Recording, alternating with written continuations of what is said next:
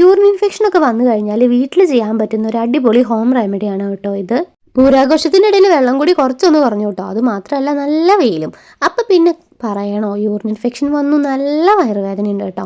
അപ്പോൾ പിന്നെ നേരെ അടുക്കളയിലേക്ക് വിട്ടു ഈ ഒരു കൂവപ്പൊടി ഇങ്ങെടുത്തു. പാലിൽ ഇതുപോലെ ഒന്ന് കലക്കിയെടുക്കുക കേട്ടോ. അത് കഴിഞ്ഞ് പാല് തിളപ്പിച്ചതിന് ശേഷം ഈ ഒരു കൂവപ്പൊടിയുടെ മിക്സ് അതിലേക്ക് ഇട്ടിട്ട് കൈവിടാതെ തന്നെ ഇളക്കിയെടുക്കണം. ഫ്ലെയിം എപ്പോഴും കുറച്ചിടാനായിട്ട് ശ്രദ്ധിക്കണം കേട്ടോ, അല്ലെങ്കിൽ കട്ട പിടിച്ച് പോവും. പിന്നെ ടേസ്റ്റിന് വേണമെങ്കിൽ പഞ്ചസാരയും ചേർക്കാം.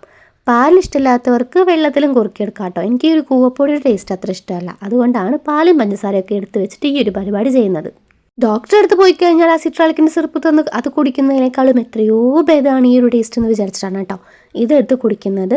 കുഞ്ഞുങ്ങൾക്കും മുതിർന്നവർക്കൊക്കെ ഒരുപോലെ കഴിക്കാവുന്ന ഒരു അടിപൊളി ഐറ്റമാണ് കേട്ടോ ഇത്. ഇൻഫെക്ഷനൊക്കെ വന്നു കഴിഞ്ഞാൽ എന്തായാലും ട്രൈ ചെയ്ത് നോക്കണം, ഉറപ്പായിട്ടും മാറും കേട്ടോ. സംഭവം റെഡി ഇഷ്ടപ്പെട്ട ലൈക്ക് ചെയ്യണേ. ആദ്യമായിട്ടാണ് കാണുന്നതെങ്കിൽ സബ്സ്ക്രൈബ് ചെയ്യാനും മറക്കല്ലേ.